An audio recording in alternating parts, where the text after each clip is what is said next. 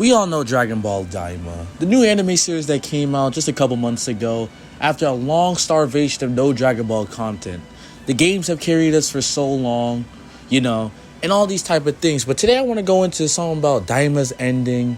The whole thing about Daima, Super Saiyan 4, is pros and cons. And all the things that, what could have happened if Daima could have been better? Was it trash? Was it mid? In this video, we're going to find out all these things on the inconsistencies, the pros and cons, and what could have been better for the Super Saiyan 4 transformation. And how the ending of Daima sets up the future of the Dragon Ball franchise. Let's talk about Daima's ending. Daima's ending was like, the typical Toriyama style. Ku defeats Goma and all the heroes is saved. The third eye and all these things, and it's such a good, it's a nice ending, niche ending. Super Saiyan 4 was the one. Great animation, great fighting scene, great end sequence, and but the thing is, right, it still left a lot of us confused about how did Goku still retain Super Saiyan 4 even after, because he said to Vegeta that he already knew Super Saiyan 4, but he did not know how to tap into it. How does that make sense after he defeated Majin Buu? It was only like 6 months to 1 year between the two arcs, and it doesn't make sense. Like, how do you retain Super Saiyan 4 this quickly? What was going on? And in this video, we're going to find out all these things about what happened and why it was so weird that Goku was able to have Super Saiyan 4 so quickly. So, the thing is, right, with Dragon Ball Daima's ending, it shows that there was multiple third eyes, even though it came from a store. And it's like, yeah, it's a Toriyama joke, but it's like, what was the whole point? Is the third eye going to come back into Super? And that's why I'm thinking that was going to happen. They're setting up a future, because there was an interview going on saying that Daima's going to set up some things in the future for Dragon Ball Super. And so there may be a story where Goku and his friends may go back to the demon world, and maybe someone from Super has acquired the third eye, and now they have to defeat him with it. People are speculating Black Frieza. People are speculating something completely new. We don't know yet. But until that time comes, I think that's one of the endings of Dragon Ball Daima. Another thing regarding Dragon Ball Daima's ending is that magic, because magic was used heavily in the show. And we're suspecting that maybe someone's going to use magic in the future, because why would they show magic and not use it later down the line? People were saying that, maybe at the end of the last episode of Dragon Ball Daima, Moro will show up in the background, teasing us the Moro arc in Dragon Ball Super. And although that would have been cool, they may have showed in something else, maybe something different. Who knows? Because Moro may have used magic, but he never said that they used magic.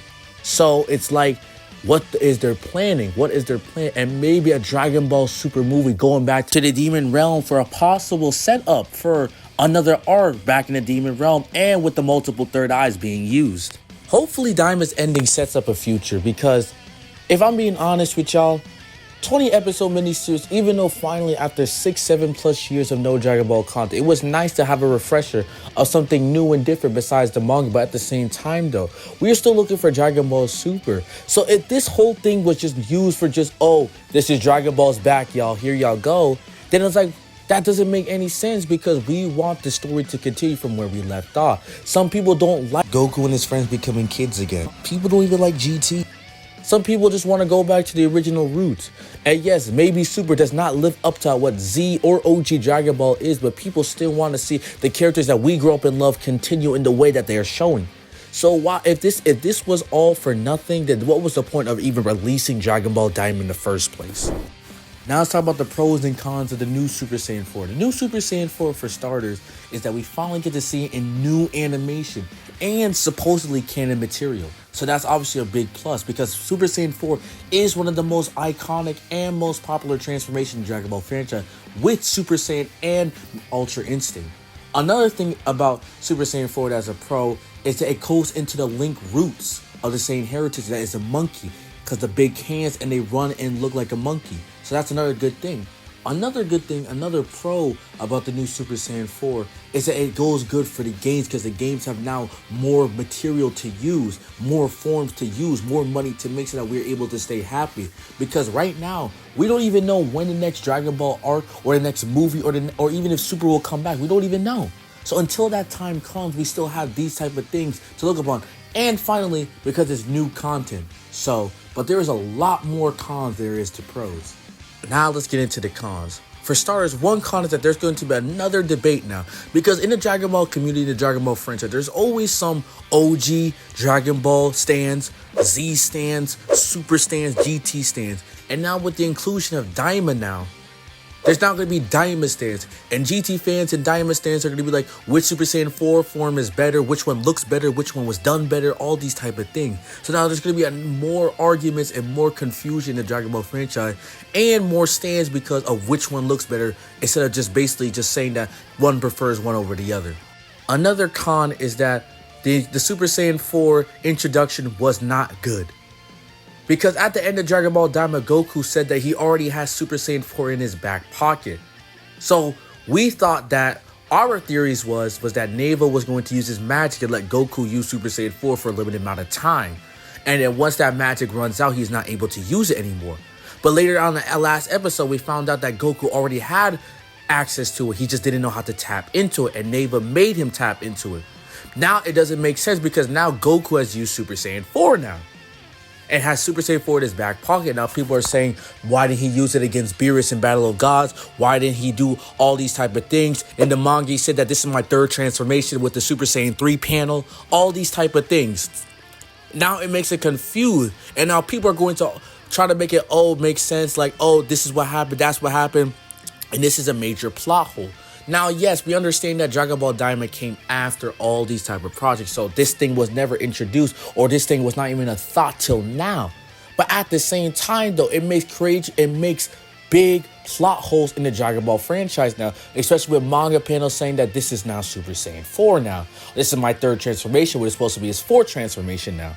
And he had 4 transformations in his back pocket. So, another con about the new Super Saiyan 4 is that in the future for Dragon Ball Super, how are they going to introduce it? I forgot about this form. Goku's going to say, it was in my back pocket. I forgot this form. I haven't used it in so long, yada, yada, yada. That's going to be lazy writing. And this is why Dragon Ball haters always go to the fact that Dragon Ball has no writing. Because these are the type of things that happens in New Age Dragon Ball. Like, this is lazy writing. Goku forgot about the form. Goku does not forget about his forms, his transformation, because he used them as to the effective and best of his ability.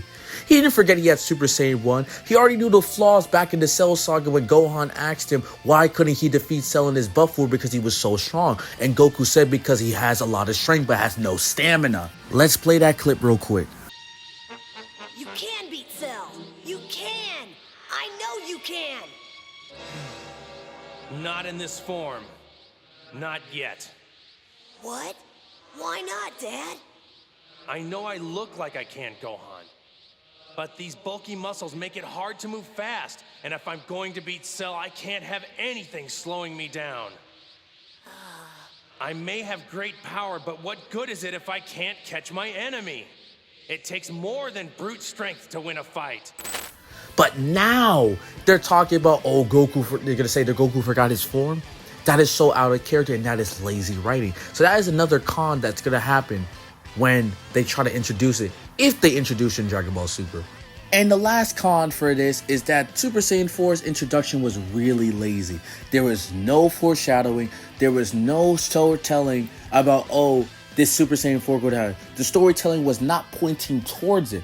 It was actually more so pointing towards the fusion bug. The reason why Super Saiyan 3 Vegeta made so much sense is because, yes, it's a form that Vegeta should have had after Goku unlocked it during the Buu Saga. So, yes, it made more sense. Yeah, Vegeta has Super Saiyan 3. And now people are going to say, but why did you use it against Battle of Gods, yada, yada, yada. We already know that's a plot hole. But at the same time, it makes more sense for Vegeta to have it. But when it comes to Super Saiyan 4 now, like, how is this going to work now? Because now the introduction was lazy, the storytelling was not pointing towards it, and they only shoehorned it in because they wanted it for the games and to how hyped people are going to be for this form. And yes, hype forms are cool for Dragon Ball, but that's not all what Dragon Ball is about. For the future of Dragon Ball, I'm just hoping that we stem away from just hype forms and just nostalgia bait and all these things, and more so focus on storytelling.